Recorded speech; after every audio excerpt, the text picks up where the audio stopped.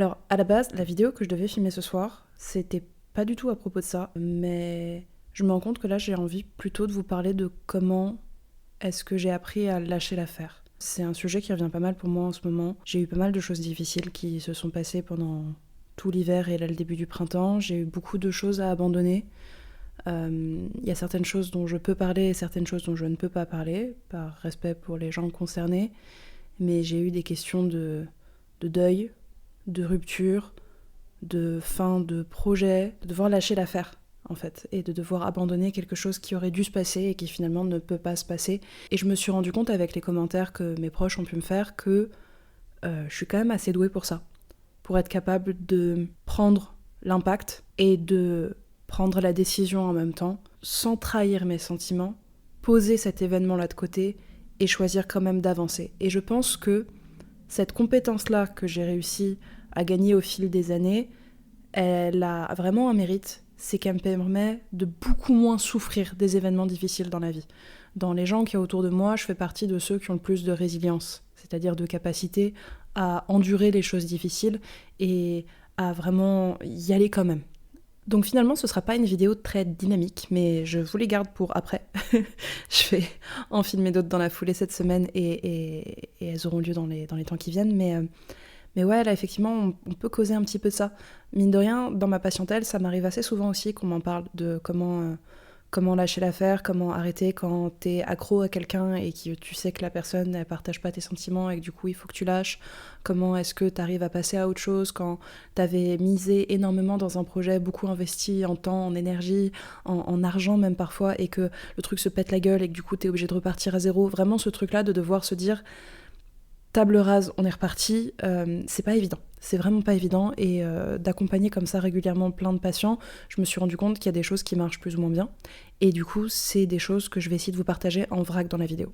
Bon, comme d'habitude sur la chaîne, c'est des partages hyper sincères et du coup pas scriptés, la chaîne est garantie sans IA et l'idée c'est vraiment que je veux avec vous parler des sujets comme ça un petit peu difficiles dont on parle pas forcément de manière toujours très honnête.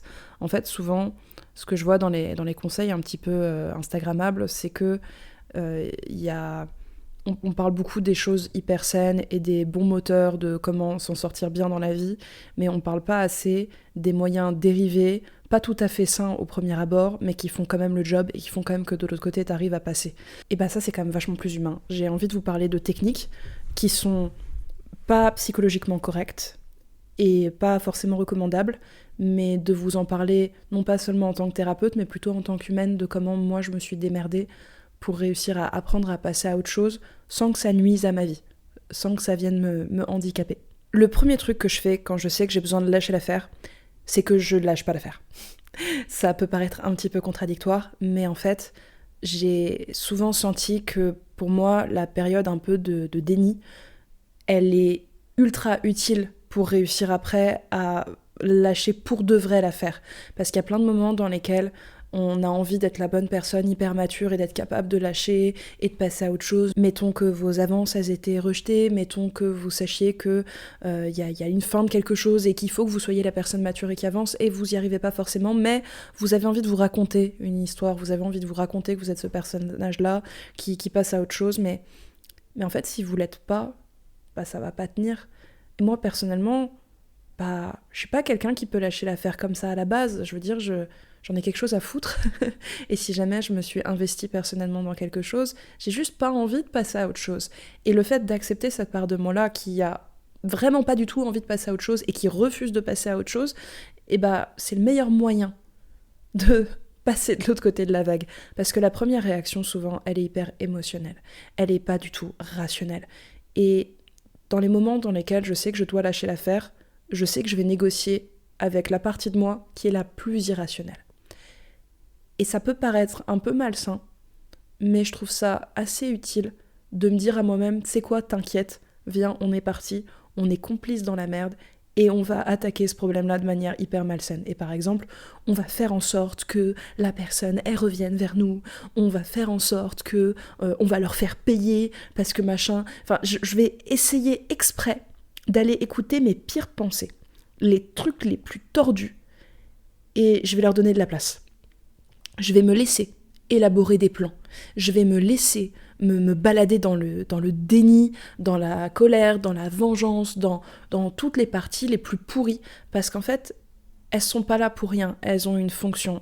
C'est une part de moi qui est pas forcément toujours très maligne, et qui vaut mieux pas que j'écoute dans les actions, mais c'est hyper important que je l'écoute dans les ressentis, parce que autant on peut choisir ses actions, autant on peut pas choisir ses ressentis. Tout ce qui va être de l'ordre du sentiment, de l'émotion, vous n'avez pas le pouvoir dessus. Et si vous essayez d'empêcher ça d'arriver, ça va vous avaler comme un raz-de-marée. Et à ce moment-là, quand vous vous faites emporter par les émotions, vous n'aurez jamais la possibilité de passer à autre chose, de lâcher l'affaire. C'est pas possible. Pour pouvoir lâcher quelque chose, en fait, vous avez déjà besoin de prendre. Et donc, on va prendre les mauvais sentiments, les mauvaises stratégies, les mauvais moteurs, tout le pourri là qui vient vous attaquer, on va le mettre au devant de la scène. Vous allez déjà regarder l'état dans lequel ça vous met et vous allez l'accueillir. Et vraiment, ça a l'air hyper chelou.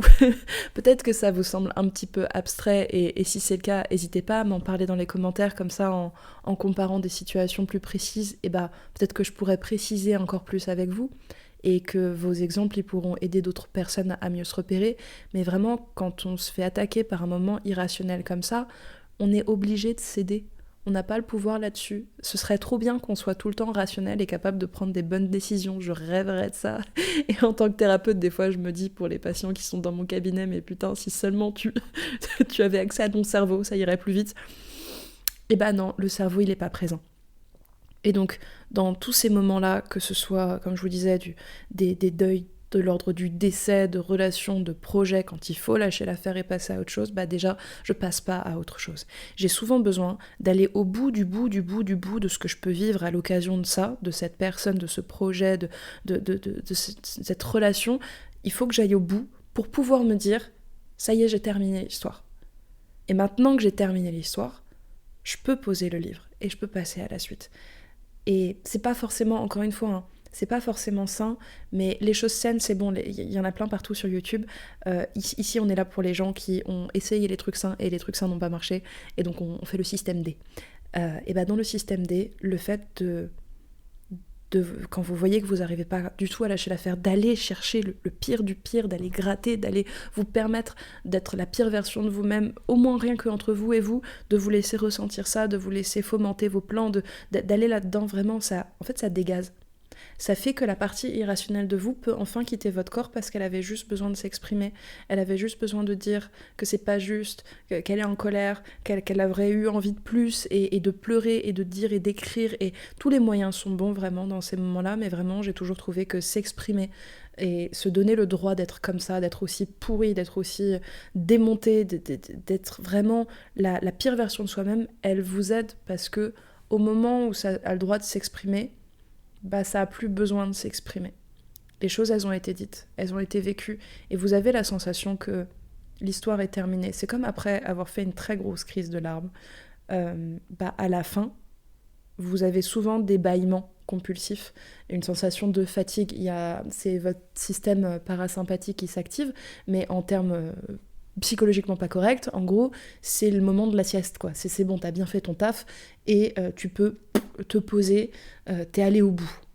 T'es vraiment allé au bout de la sensation, et donc ça, c'est vraiment le gros conseil que je peux vous donner déjà, c'est que quand vous voulez lâcher l'affaire, ne vous forcez pas à lâcher l'affaire. Déjà, recevez l'impact, permettez-vous de le vivre de la manière qui est celle dont vous la vivez, et qui est souvent un peu bizarre. Des fois même, ça ressemble pas à ça ressemble pas à un truc pourri, ça ressemble à du rien. C'est une autre manière bizarre dont les gens peuvent vivre les impacts comme ça, c'est que des fois ils ressentent rien du tout. Moi je sais que c'est beaucoup mon cas pendant les deuils. J'ai une longue phase où il se passe rien du tout. C'est comme si c'était jamais arrivé. Et je sais que ça fait partie de moi, et c'est un peu bizarre, ça me fait un peu paniquer. Je vous préparerai d'ailleurs d'ici quelques temps une vidéo sur le deuil, parce que je pense que ça peut aider pas mal de monde, mais vraiment, dans le deuil, c'est bizarre, c'est hyper chelou, et on a tous des réactions étranges là-dessus. L'idée, c'est que votre réaction étrange, comme moi, ma réaction qui est rien, vous arriviez à l'accueillir. Et par exemple, dans mon cas, quand tu ressens rien, quand quelqu'un meurt, souvent tu culpabilises.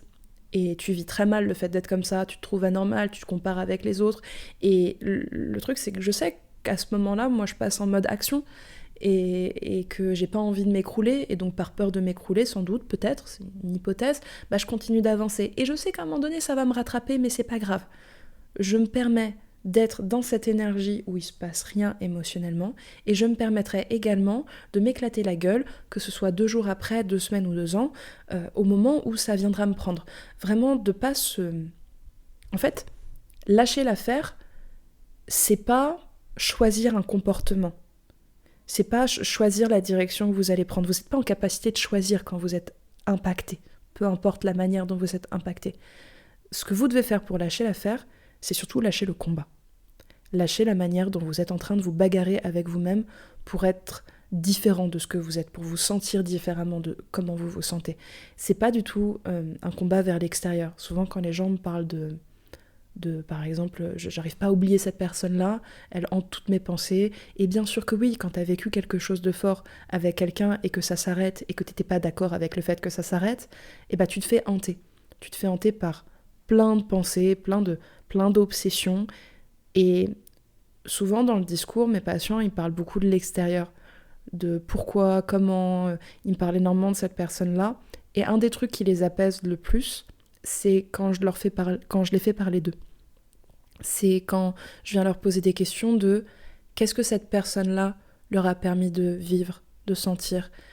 Pourquoi est-ce qu'ils se sentaient différemment à son contact? Qu'est-ce qui va leur manquer? Et en fait, vraiment de un maximum recentrer la discussion sur eux, sur leurs ressentis. Très souvent, ça les fait chialer un bon coup. Des fois même moi avec, j'aime bien m'embarquer dans les émotions de mes patients, mais du coup d'aller vraiment là-dedans, de se permettre d'exprimer ça et de recentrer là-dessus plutôt que sur les événements extérieurs, ça fait que on a le nœud du pourquoi vous lâchez pas l'affaire. C'est que vous n'avez pas fini l'histoire, vous avez encore des choses à exprimer, vous avez encore des choses à dire, il y a un truc qui s'est arrêté, vous n'étiez pas prêt à ce que ça s'arrête. Et le fait de parler de comment vous n'êtes pas prêt à ce que ça s'arrête vous permet de finir l'histoire et de vous arrêter. Exprimez-vous un maximum dans ces cas-là, quand vous sentez que vous devriez lâcher l'affaire et que vous n'y arrivez pas. Trouvez des personnes qui sont capables de vous entendre. Je sais que des fois, les amis sont pas forcément toujours très à l'aise à vous entendre là-dessus. Ils ont envie d'apaiser un petit peu les choses et ils vous proposent des solutions de type un perdu 10 de retrouver et ils ont envie d'essayer de relativiser parce qu'ils sont mal à l'aise avec votre mal-être et c'est pas forcément facile d'être là pour quelqu'un qui va mal, donc on va pas leur jeter la pierre. Ils font bien ce qu'ils peuvent, même si ce qu'ils peuvent n'est pas suffisant pour vous. Donc si vous avez pas dans vos amis des gens qui sont capables de faire ça naturellement, ou si quand vous leur demandez d'avoir ce type d'écoute là et d'être juste à réceptionner ça, et juste ils peuvent pas faire ça, demandez à un professionnel de vous aider. Parce que les psys, les thérapeutes, c'est un job en fait, d'être là et de pouvoir déjà recevoir ce qui se passe pour vous. Avant de vous donner des conseils, de vous accompagner, de vous aider à comprendre des choses, le premier truc qu'on a à faire, nous, c'est de recevoir votre histoire, c'est de recevoir votre ressenti. C'est que vous ayez un putain d'endroit sur Terre où vous n'allez pas faire peur à la personne, où vous allez avoir le droit de vous étaler comme une merde et où on ne va pas vous juger. On a besoin de ça dans la vie, d'avoir des gens qui peuvent juste être à côté pendant que vous chialez tout ce que vous avez et que vous y croyez plus. Le fait juste de pas se sentir seul dans l'univers, à ce moment-là où on est le plus mal, c'est quelque chose qui vous aidera aussi à lâcher l'affaire. C'est le deuxième point. Le premier, comme je vous disais, c'est de réussir à accepter que vous êtes dans cet état-là pourri et de vous concentrer sur vous plutôt que sur l'objet de votre tristesse, le truc que vous n'arrivez pas à lâcher. Vraiment de vous concentrer sur vous permettra d'exprimer plein de choses et en éliminant un petit peu toute la dose émotionnelle, vous allez récupérer de la rationalité et la capacité à avancer. La deuxième chose, c'est vraiment ça. C'est que, j'en ai déjà parlé dans une autre vidéo, mais on a besoin de gens, notamment pour ce type de cas-là. Parce que l'impact social, il est hyper utile, surtout que dans les phases de deuil, dans les séparations, dans les déceptions, il se passe vraiment souvent un moment de solitude. Et le fait de compenser ça en ayant quelqu'un avec nous, ça aide beaucoup. Le quelqu'un, il n'a pas grand-chose à faire. Il n'a pas grand-chose à dire. Et c'est juste, je sais pas si vous avez déjà vécu ça, mais je vous le souhaite et je vous souhaite d'expérimenter ça. Quand vous vous sentez vraiment très très mal, et que vous avez juste quelqu'un qui, en silence, vient s'asseoir à côté de vous, dit rien, et juste respire à côté de vous et attend, c'est étonnamment hyper réconfortant. Parce qu'il n'y a pas besoin de dire grand-chose pour faire, et quelqu'un qui est juste sincèrement avec vous, et qui supporte avec vous la lourdeur de la situation, sans essayer de vous changer, sans essayer de vous faire aller mieux, qui juste tient bon avec vous à côté alors même que c'est inconfortable pour lui ou pour elle, bah ça crée énormément de liens. Vous êtes vraiment avec quelqu'un qui partage avec vous ce moment-là. Et ce qu'il y a d'intéressant qui se passe dans ces moments-là, c'est que justement, vous vous sentez moins seul. Et comme vous vous sentez moins seul, et que vous êtes en contact, et ben ça vous permet d'ouvrir une nouvelle boîte. Là, vous étiez en train de boucler sur cette ancienne chose, sur ce que quelqu'un d'autre vous apportait, sur ce qu'il y avait avant et qu'il n'y a plus aujourd'hui. Là, vous avez quelque chose de nouveau qui vient remplir. Il y a un trou qui s'était formé, et vous êtes obsédé sur « Oh mon Dieu, il y a un trou, il y a un trou, il y a un trou ». Et là, vous avez un truc doux qui arrive, qui vient vous envelopper, qui vous apporte du bon, et qui va du coup vous permettre de changer un petit peu la manière dont vous zoomez sur les choses. Y a plein de moments comme ça dans lesquels on est très concentré sur quelque chose et on se fait distraire et on réalise ce qu'on était en train de faire parce que juste on était tellement concentré qu'on a perdu la notion du temps, on a perdu beaucoup de notions. Et quand vous êtes en train d'obséder sur un truc et que vous n'arrivez pas à lâcher l'affaire, c'est ça qui se passe. Donc l'intervention de quelqu'un, quelque chose d'extérieur comme ça dans votre univers, ça va vous aider aussi à dézoomer un petit peu et à prendre du recul. Et là, encore une fois, la personne n'a pas besoin de faire grand-chose. L'idée, c'est juste d'être ému, touché, de vous sentir exister auprès de quelqu'un.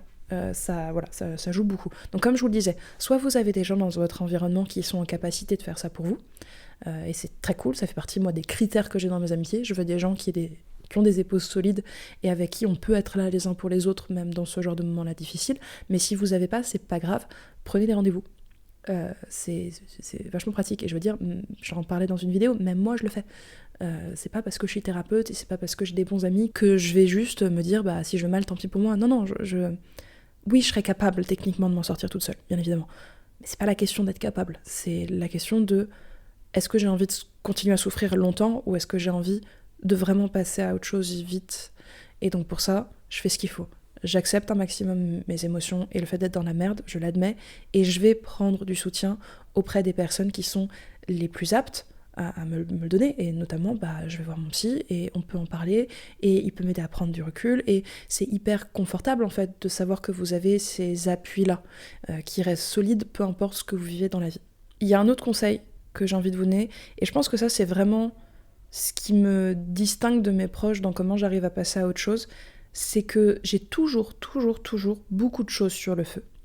Je fais très attention dans ma vie à ce qu'il y ait un maximum de choses qui aient du sens pour moi, qui donnent du sens à ma vie, qui me donnent des raisons de me lever le matin, qui me donnent des raisons d'avoir hâte. J'ai toujours hâte d'être à demain, d'être à la semaine prochaine, d'être au mois prochain, parce qu'il se passe des tonnes de trucs cool dans ma vie.